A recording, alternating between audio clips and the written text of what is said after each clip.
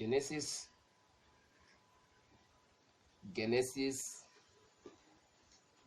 chapter 12.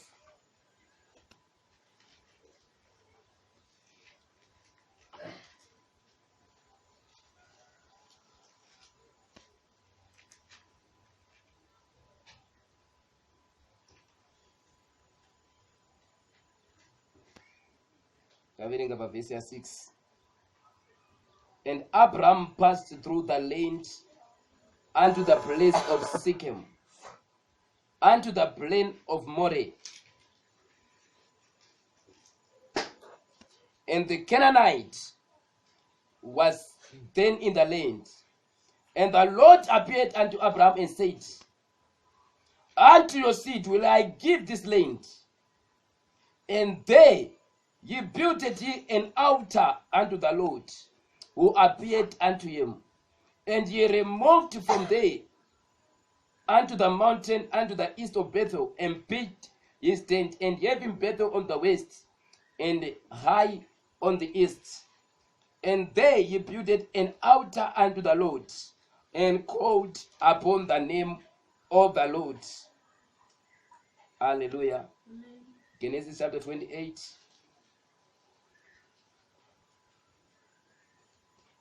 Mascripture ya tukurenga nazo madzamisisa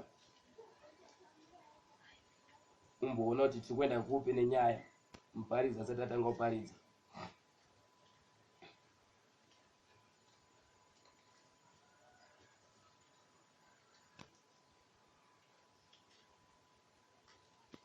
Verse 16, 28, verse 16. And Jacob awaked out of his sleep, and he said, Surely the Lord is in this place, and I knew it not. He was afraid and said, How dreadful is this place! This none other but the house of God, and this is the gate of heaven. And Jacob rose up early in the morning, and took the stone that he had put up for pillow, and set it up for a pillar, and poured oil upon the top of it. He called the name of that place Bethel, but the name of the city was Luz at first. Hallelujah. Thank you, Jesus. Hallelujah. Amen. The title of this message is Open Heavens. Open Heavens. Hallelujah. Pataverenga kuna Ezekiel. Bible shokora marati Ezekiel anoti iye paanga ari pakati pevatapwa ma Israelites pedyo nerwizi rainzi Geba. Asi ipapo ndakaona denga richivhurika, ndakaona zviono zvaJehovha. Hallelujah. Rechirungu robva rati, and I saw the visions of God. Hallelujah, hallelujah. Pane zvinoitika pamusoro peupenyu hwemunhu kana denga rake richinge rakavhurika, kana denga richinge rakavhurika pamusoro peupenyu hwemunhu iyeye. Hallelujah. Sometimes unogona kunamata kuti Mwari ndiratidzei chakavanzika cheupenyu hwangu, but kana denga reupenyu hwako risina kuvhurika, hapana achaunokwanisa kuratidzwa nedenga. Why? Because denga rakavharika. Hallelujah.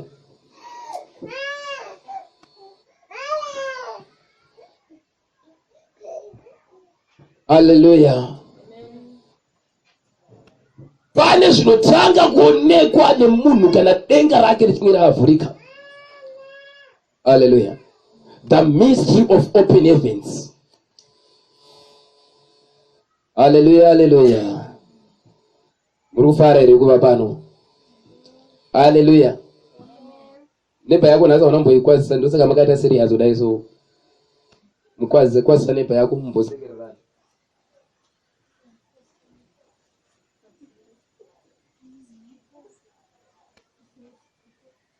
Haleluya.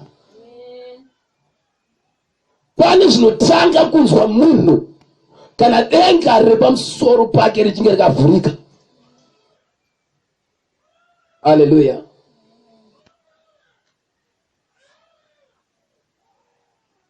Ezekaya anoti denga parakavhurika ndakaona zviono zvaJehovha. Haleluya, haleluya.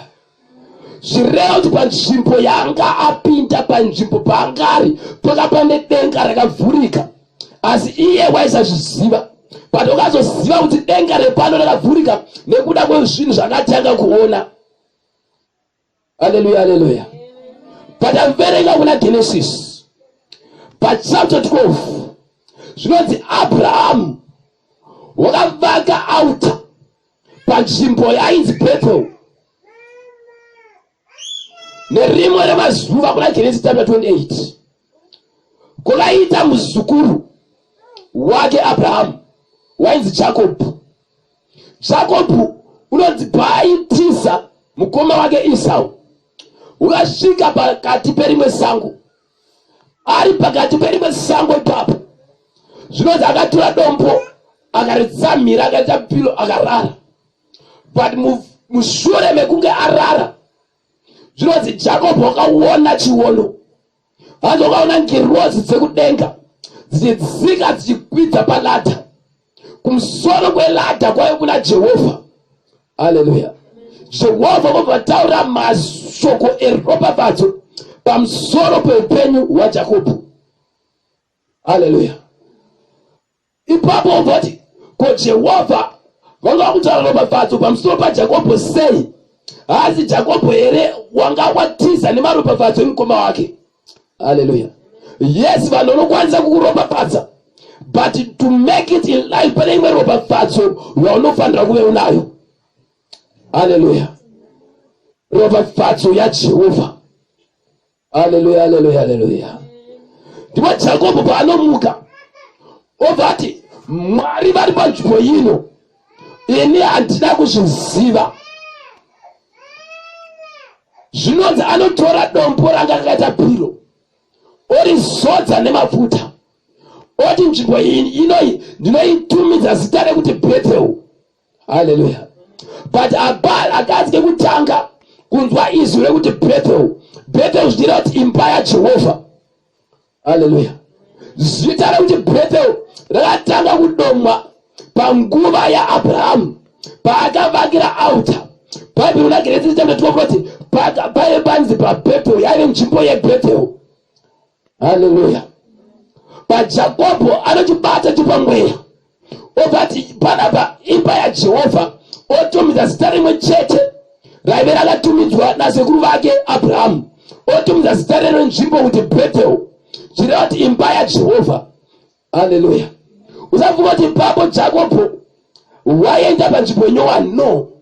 Nzvimbo imwe chete yakavakwa auta nababa vake nasekuru vake Abraham makore mazana angadarika, ndio imwe nzvimbo imwe chete yakaona Jakobo chiono. Haleluya. Zvireva kuti panzvimbo ipapo paine denga rakazaruka. Haleluya, haleluya, haleluya. Pane zvinotanga kuonekwa nemunhu kana denga rakavhurika. Haleluya. Jakobo vakasvika panzvimbo, haana kuziva kuti sekuru vake Abrahamu vakasvika panzvimbo iyi, vakambopfuura nepanzvimbo iyi vakavaka altar ipapo. Mukomana wanga wakabata paaltar, but chaasina kuziva kuti yanga iri imba yaJehovha. Haleluya, haleluya. Upanongomuka kuti Mwari vati panzvimbo ino ini handina kuzviziva. Haleluya, haleluya. Ipapo uchitarisa wobva watanga kuzoti ko altar inzvimbo yakaita sei. Haleluya. Altar inzvimbo yekuti zvepamweya zvinobvumidzwa kuti zvioperate pano pasi.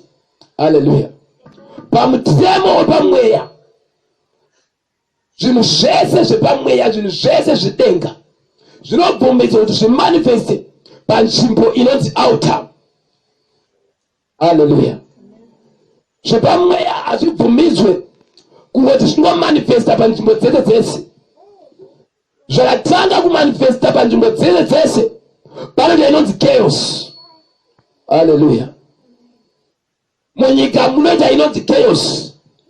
So ma-altars inzvimbo is a system, is a spiritual system yakagadzirwa naMwari kuti zvepamweya zviapire in the physical. Hallelujah.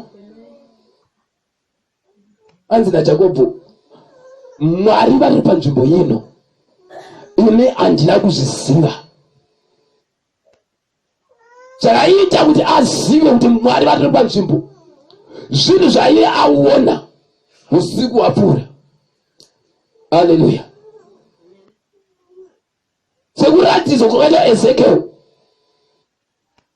ari pachepa, zvozi denga rakavhurika, ndakatanga kuona zviono zvaJehovha. Hallelujah, hallelujah, hallelujah. Hallelujah. Amen. Jesus. Kune nzvimbo pano pasi dzine matenga akavhurika nechekare. Hallelujah. Ovazvibvunza kuti sei madhimoni achinyanya kumanifesta kumachechi noti kumba. Chaitika kuchechi kwagadzirwa open heaven. Vatendi vakagadzira sei?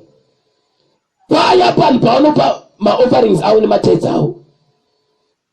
That tithe, that offering will act as an altar. Hallelujah.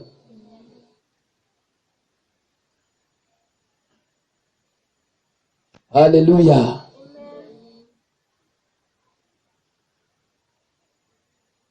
Wati mfundisi na utengira maiki.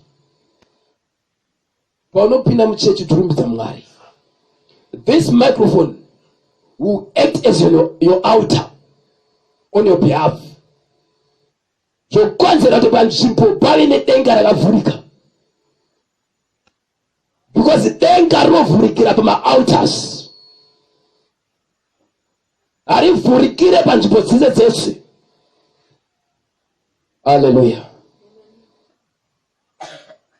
Issue yema-altars haisi panyaya yenzvimbo chete chete. Munhu anosvika panguva yaanokwanisa kukura spiritually oita inoti a living altar. Hallelujah.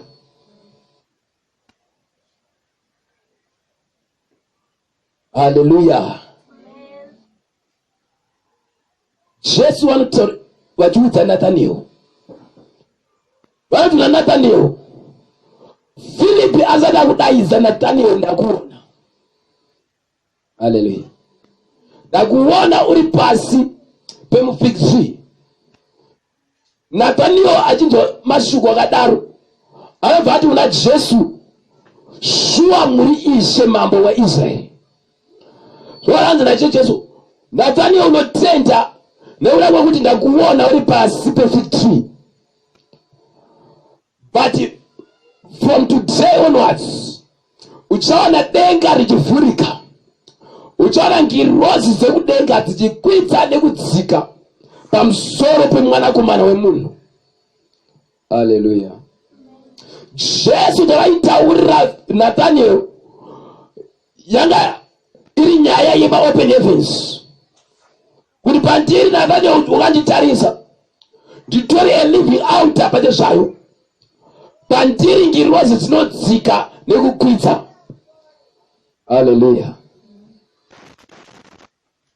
Munhu anosvika panokura pamweya kuti ngirozi dzaMwari dzinodzika dzichikwidza paari, because asvika panguva yekuti him himself is an altar. Acha need a physical altar. Hallelujah.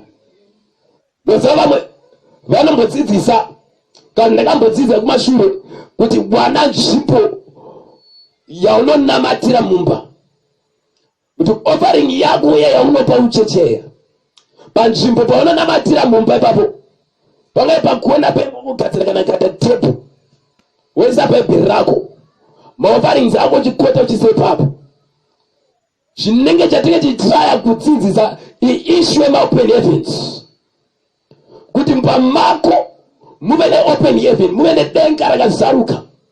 Haleluya. Kuti ngirozi dzaMwari dzikwidze nekudzika mumba mako.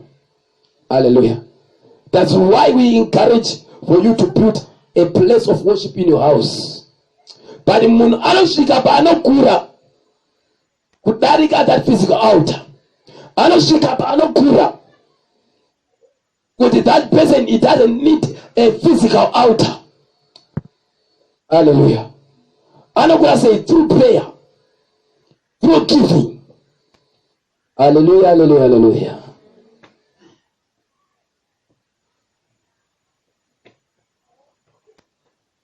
Begin for better pay giving now. Hallelujah.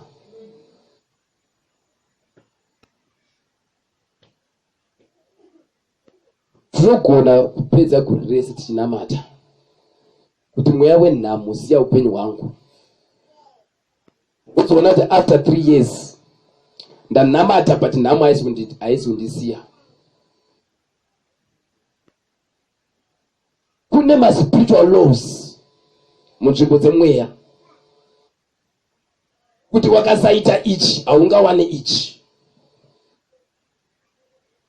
kuti wakaita ichi unowanawo ichi.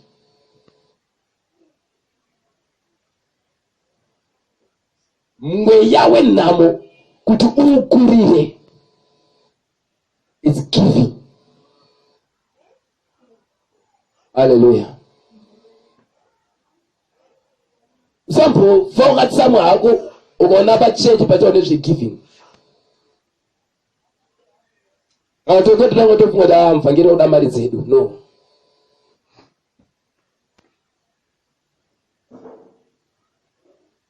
I want you to be blessed. Hallelujah. Giving works.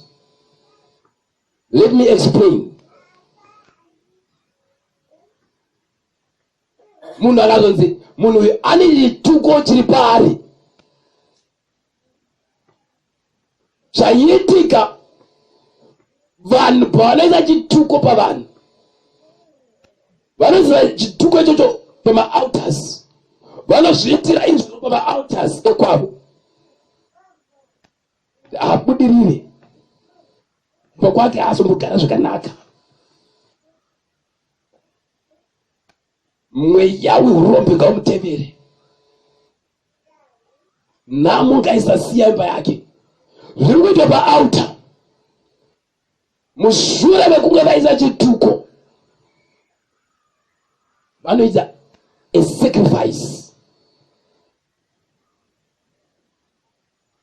Ropa rehuku rodeurwa pama-altars, ropa remombe rodeurwa pama-altars, mbudzi dzinourayiwa pama-altars.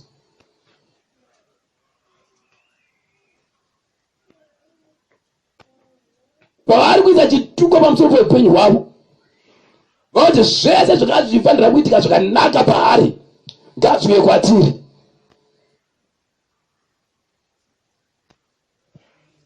Uzofamba kuti mweya nambo hausundisiya, ndanamate ndaenda kwese, ndashandiro napiwa nhombo yakada sei, but mweya uyu hausi kuenda.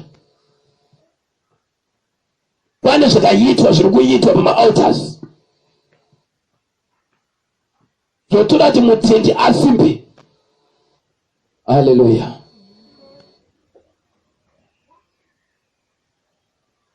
Iwo semutende machingwarawo, because them themselves they give a sacrifice, they speak words, vanotaura mashoko. After that sacrifice, after mashoko avaita ubva pasacrifice, yes, isusu tinayo sacrifice yero pana Jesu, but sacrifice yero pana Jesu inoyazobatsira sacrifice yako iwewe. nongongweza ropa rajesu pasacrifice yako kuti ive nesimba kudarika sacrifice yavanoita pamaaltars avo. Hallelujah.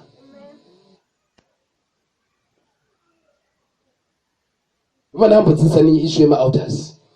Nati paaltar yawakaipa pane madhimoni anenge achikwidza achidzika ipapo. Zvisiyana nepaaltar yevana vaMwari. Pane ngirwa dzichidzika dzichikwidza dziri papo. Hallelujah. The spiritual law is give and it shall be given unto you. Ku New Testament ikoko.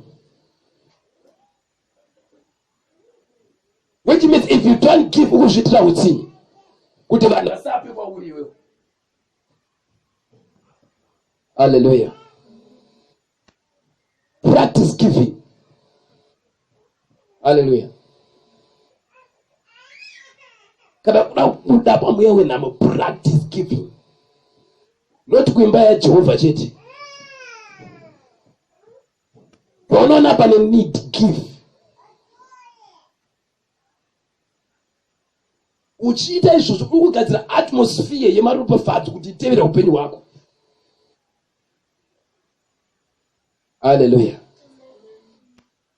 Kune vanhu vanototakura atmosphere open heaven yemweya yetsvina inenge ichitevera upenyu hwavo. Through giving unotanga kutakura an open heaven yeblessing mukati meupenyu hwako.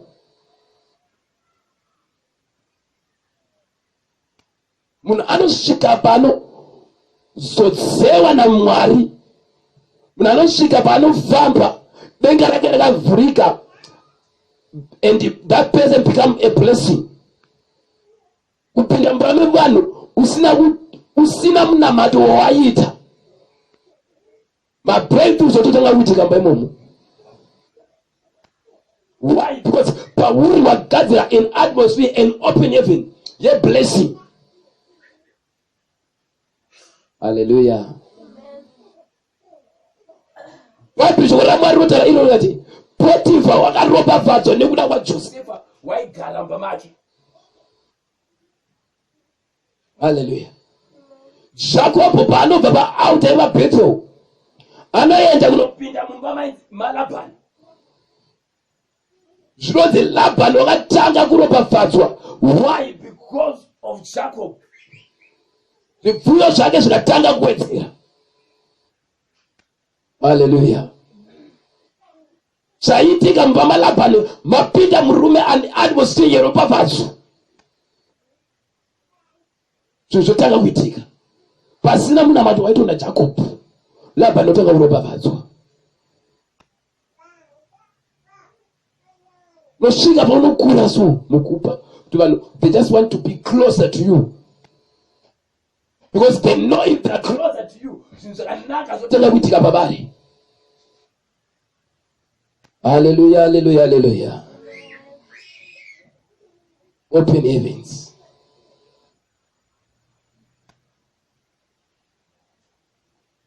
Kana uchitiona tichikudza ninkuyo unoramba uchikotambana naye uchitamba naye. Regedza kubatirana naye. Poti kuziva kuti iwe mukati meupenyu hwako hausati wagadzira an atmosphere yekuti ropafadzo ikutevere. Wotamba nemunhu ane atmosphere yekuti anofanira kunyura munhu neunonyurawo. Hallelujah. Ipapo zonamata pekuti takubreaka masoul ties. Because wakabatana nemunhu angade atmosphere yaimutevera, atmosphere yazvinhu zvinonyutsa.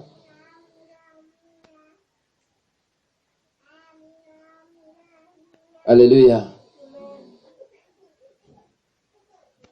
Iwe pete zvakunamata unamati.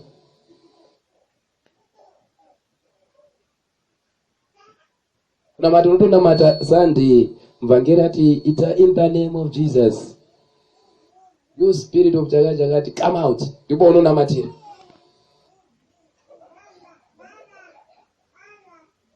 Apana ma spiritual loss a blessing kana ma spiritual loss echakanaka awanga activate mukati meupenyu wako yeti wotamba nemunhu ane zvinhu zvinonyudza zvinomutevera.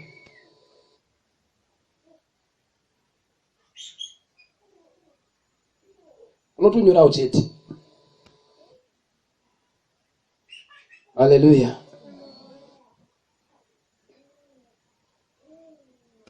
Ndikudzidzisei gadzira atmosphere paunofamba. When you are praying uri kugadzira atmosphere yezvakanaka kuti zvikutevere. Paunokumbira ufepo hwaMwari kuti ufambe newe, atmosphere pache zvayo inoita kuti zvinhu zvakanaka zvingouya kwauri. So famba semagnet uchiattracta zvinhu zvakanaka. Hallelujah.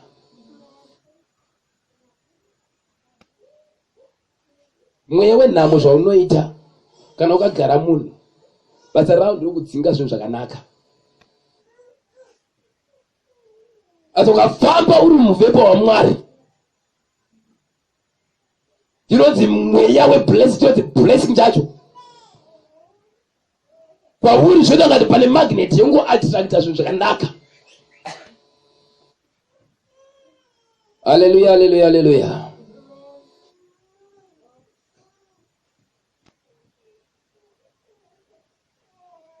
Jesu anoti Nathaniel, uchaona denga richivhurika,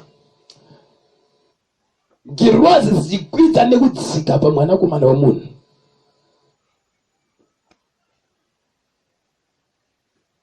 Zaisaka kuti madhimoni angotanga kubuda ega.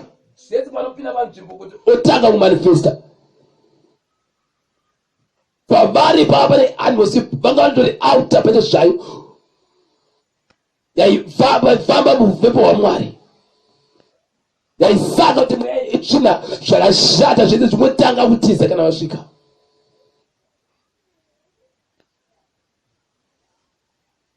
Newe unokwanisawo kusvika panguva iyoyo. Unokwanisa kusvika paunokura saizvozvo. Hallelujah. Unoona munhu waMwari achisimuka achingosvika chete paaltar muchechi, papulpit, mweya yetsvina tinenge kumanifesta. Saita ndikuti mukuru wakura wave altar pache zvake. Saka paanongosvika ingirozi dzototanga kutoshanda. Hallelujah.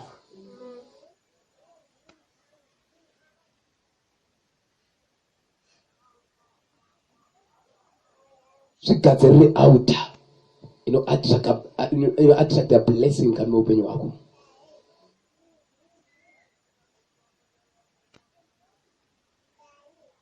Jona waive ari muchikepe, hapana zvakataura. Mukuru waive watadzira Mwari. Chakaita chete kungosvika kungorara muimba yemukati muchikepe. Mhepo dzikatanga kusumukira vanhu vanga vari muchikepe imomo. Nekuda kwaJona akazvirarira zvake. But unaweza kuti why bad things are happening in my life? Reason ndi Jona wavatakura.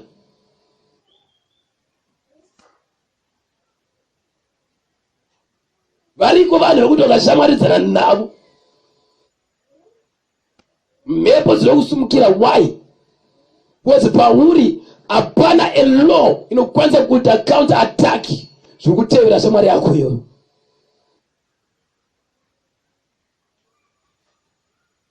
Hallelujah.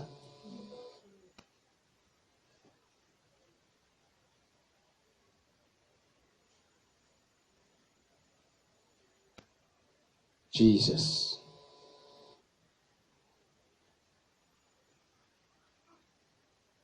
Zvakanaka zvinokwanisa kutanga kuitika vanhu kana vabatana newe kana pauri wakagadzira atmosphere yezvakanaka. Hallelujah, hallelujah, hallelujah. Hallelujah, hallelujah, hallelujah, hallelujah. Amen.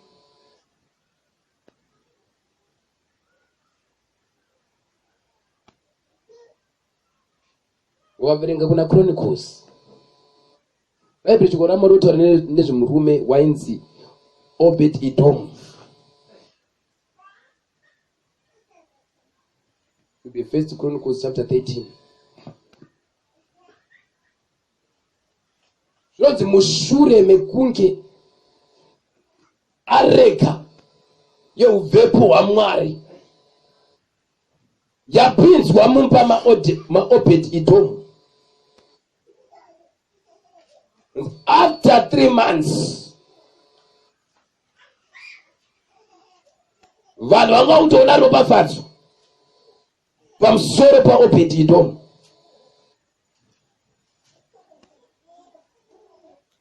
Areka inova iyo inomirira ubvepo hwaMwari.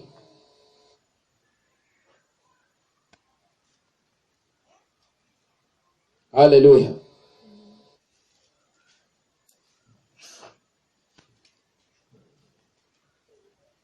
Usambofa ukanyeperwa.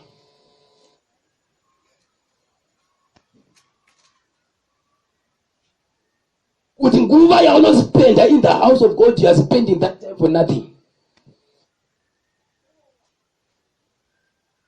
Usafa ukanyeperwa kuti nguva yaunospenda uchinamata, you are wasting your time. Hallelujah. Kugara mubvepo hwaMwari kunobhadhara. Kunobhadhara. Ndingakuona uchibhadhara. Hallelujah. 3 months. 3 months. Andizoti every blessing yakaita sei yatanga kuoneka just after 3 months.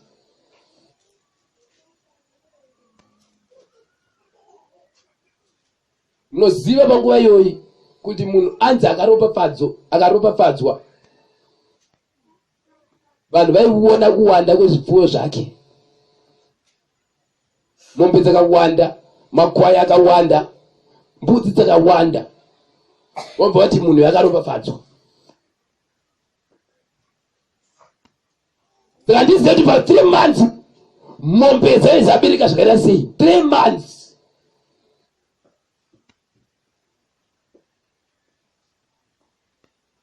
Andizoti mombe inotakura zambuko makwengu yakareba sei. Maini yana. Imagine 9 months semunhu wambudzi.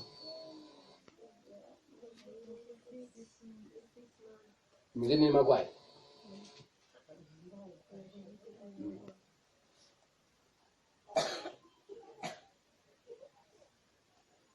Sabaibroti Obed Edom akaropafadzwa nekuda kweareka yaJehovha.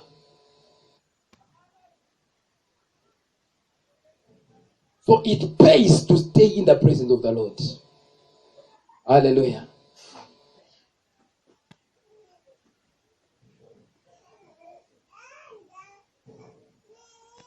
Unofamba gadzira atmosphere yako. Utinda Mwari, sema worshipers akawanda sereki.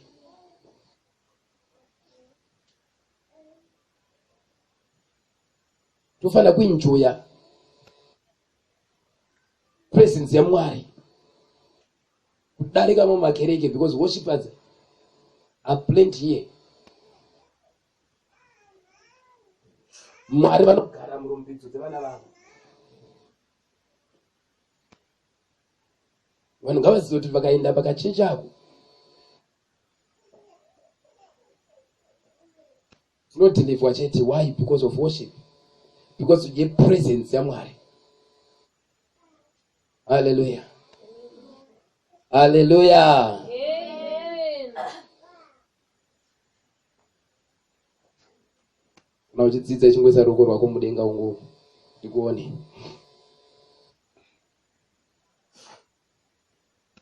Hallelujah. Amen, amen, amen. Amen. Ana nemvunzo?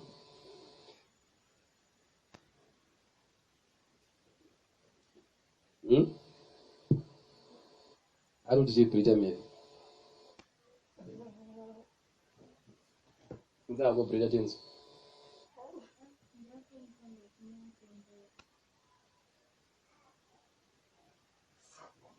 Esmail zimdavunza kuti kodiva.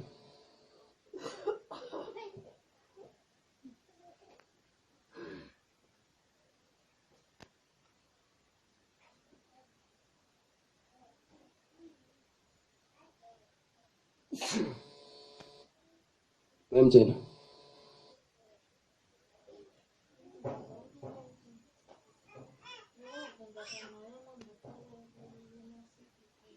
Yes.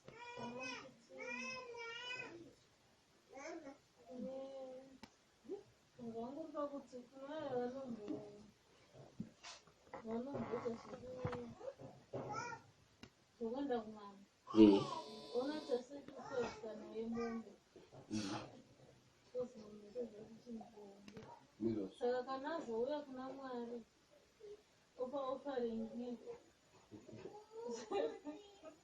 zvine zvakugadzirika seiye kuna Satan kingdom wake aita akapa offering. Hallelujah. Mavunzo zvakanaka, mavunzo chaiwo wakanaka chaiwo. Number 1, rege mubvunzo wenyu nyatso kuisa pa flow. Vanhu vanyatso kuunzwa. And nyatso kurebedza zvekare. Batsira vamwe because akusi kuti munhu akambopa mombe ku outer yokaipa chete. Akazotendeuka. Kune vamwe vari muimba yaMwari. Pane vanhu vari kuisa zvituko pavari. Vachisa masacrifice mahombe. Mombewo. But munhu ari kunamata, ari mubishi rekunamata. Ndingangoti mubvunzo wenyu ndeuti how can I counter attack sacrifice hombe yakaitwa kukingdom yewakaipa ndiri kukingdom yaMwari. Hallelujah. Number 1 chamunofanira kuziva ndechekuti hakuna sacrifice inodarika sacrifice yeropa raJesu. Number 1 mukristu ari paadvantage because kune sacrifice yeropa raJesu. Mupanzwisisa. Number 2, on the area of giving, on the area kuti iwewe you want a blessing in your life.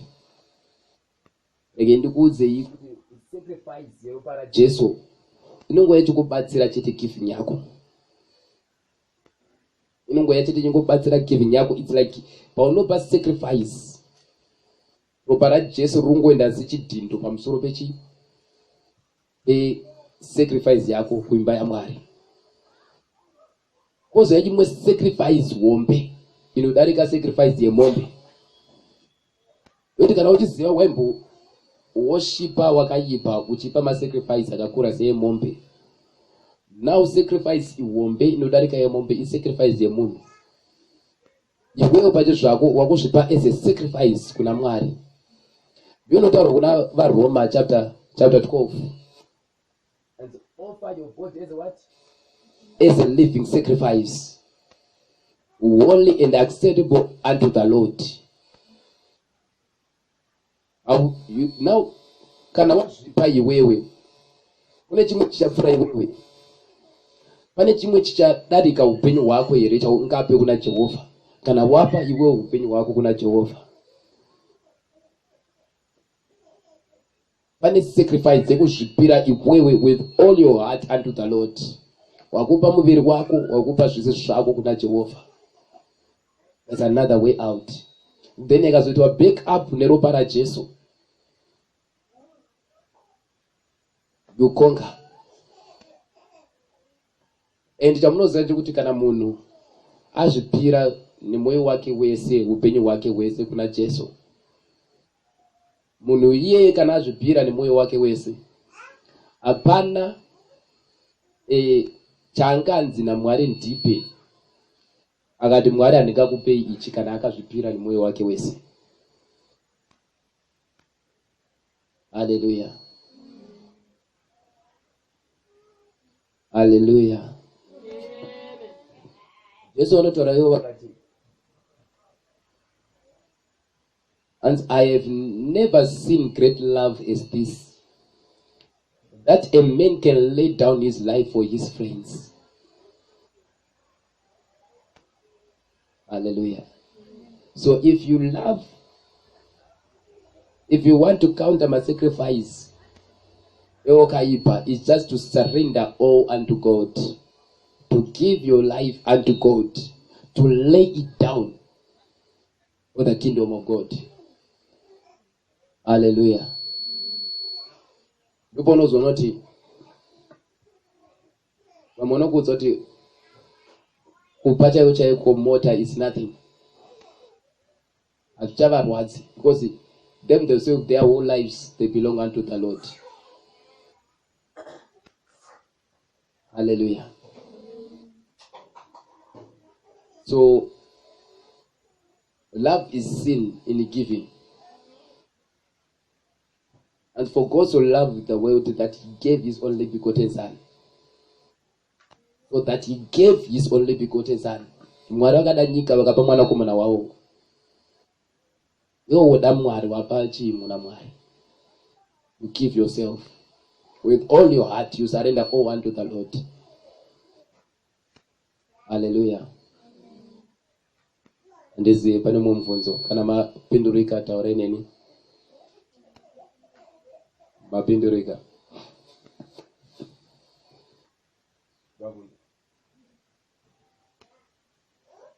Hallelujah. Kongonu udati.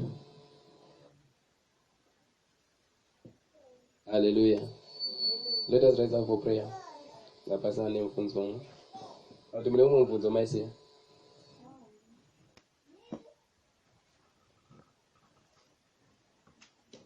Ufarra vanhu vanofunza because zviri kuratidza kuti munhu anga achinzwa anga achiteerera zvanga uchiparidza.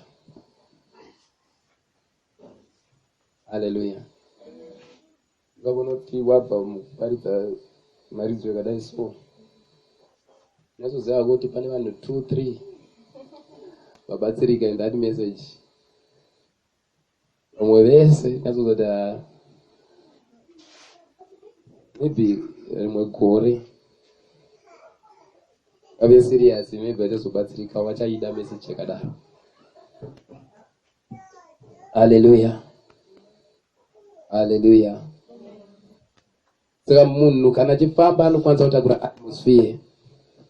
Munhu anokwanisa kutakura atmosphere yezvituko. Munhu anokwanisa kutakura atmosphere yeblessing.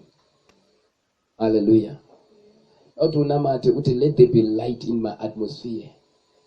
Hallelujah. Let there be light in my atmosphere. And the atmosphere yako yakatakura chituko, when you speak the light of God, that atmosphere will carry light, will carry blessing. Hallelujah. Say, my Father, my Father. My Father, my Father. My Father, my Father, my Father. My Father, my Father. Better. Say, my Father, my Father. My Father, my Father. As I begin to pray, As I begin to pray, let there be light in my atmosphere. let there be light in my atmosphere. Say, let there be light. Let there be light. Let there be light. Let there be light. Let there be light. Let there be light. Let there be light. Let there be light. Let there be light. Lift your voice to pray. Katala prasanda libala gada. Re baba baba yata la bosata.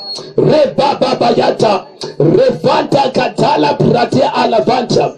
Rebakatala Bralagadam, Mantale Varatitea, Mantale Varagada, Mantele Bravalaro Sataya, Malavanta Kitala Brata, Empara Varate, Kitala Brato Kuvala Rosa. My Father, as we pray, let there be light in the atmosphere. Let there be light, let there be light, let there be light, let there be light, let there be light. In the name of Jesus. In the name of Jesus. If they move out of this place, let them carry an atmosphere of blessing. Let them carry an atmosphere where angels are operating. In the name of Jesus. Levanda abaratete lebra alagada manta le kabarata levante rebo shata perata ruzuto kumayata ibarate tete suba arato shimbala varatete rabababababababa yakada balagada imparatete riabada balagada malavara gada balagada imparagada balagada.